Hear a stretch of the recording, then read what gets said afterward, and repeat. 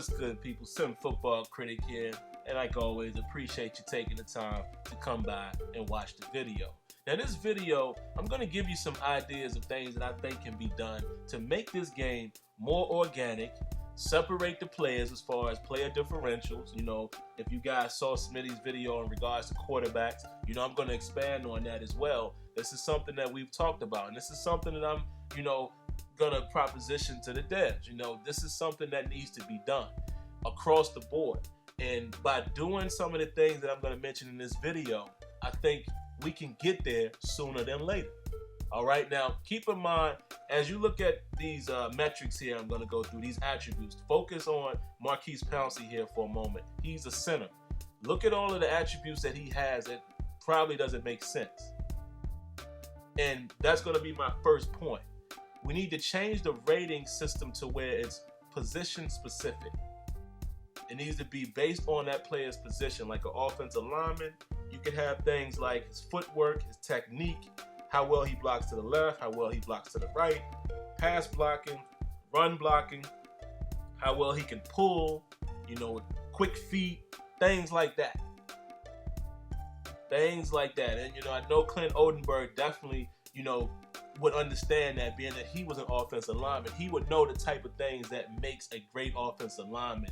And we need those, specific ratings just for that position. You don't need all that other stuff like throwing accuracy or, trucking and things like that. You don't need that for offensive linemen. For what purpose? Now take a look at that right there.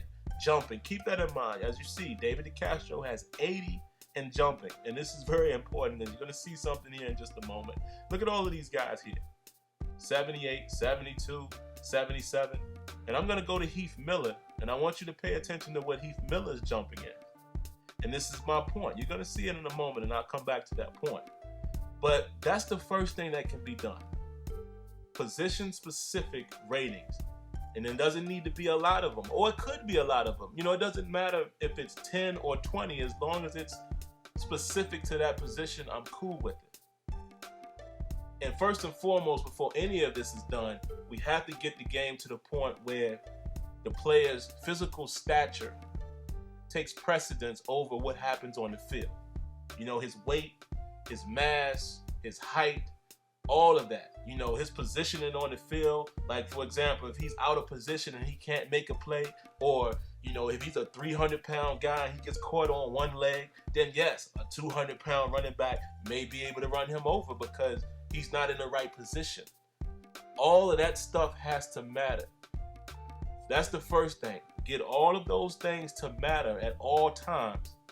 Then, what I'm going to explain here in this video, doing that as well will give us a fully organic game. All right, now this is important. Look at Heath Miller. Let's take a look at his jumper. You see that? 75.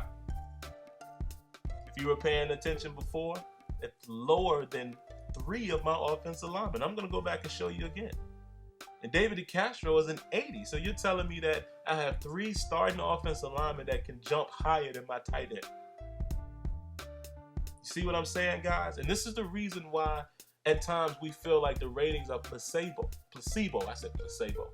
This is why they seem to be placebo at times, because it doesn't make sense. Now, let me say this. You could have jumping, and you could have speed. And one of my good buddies mentioned this to me before. I believe in NFL Fever, you could have offensive lineman with 100 speed, but he still would never be faster than a wide receiver. You understand what I'm saying? So I'm not saying you have to take these things away. You can have some of those things in the mix, but it has to be position specific.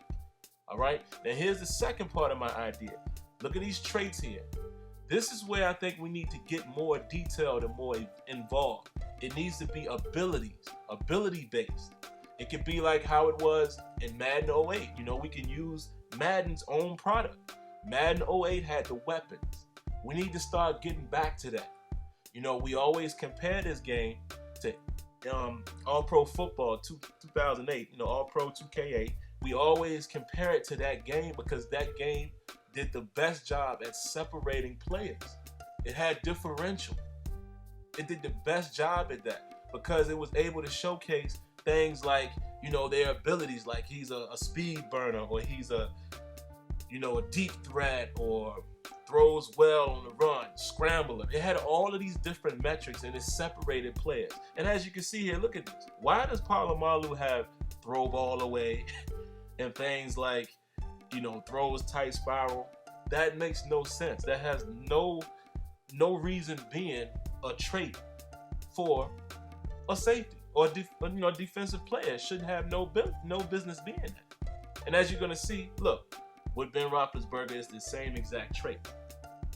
So what I think we definitely need to do is enhance this current system. These traits could become actual abilities for that player. Give them certain abilities like smart defender, or for a cornerback, you can have plays the slot very well. He's a good nickel guy. He plays the inside better than this guy, or he plays slant patterns well, but he's not so well playing deep patterns. Get all that stuff in there, and this is how you create the player behaviors. And then when we start playing the game, we see these things come to life. That's the kind of stuff that needs to happen. And to me, I understand things take time and all of that, but I think we could really start working on these things right away, because like I said, the systems are already there.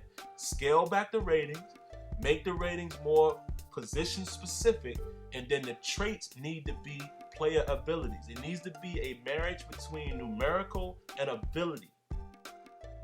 And once you do that, as well as having a player stature always being a factor, that's when the game will be living, breathing, organic, and all of the pillars that are promised in the Ignite engine should be able to happen. All right, those are my ideas, guys.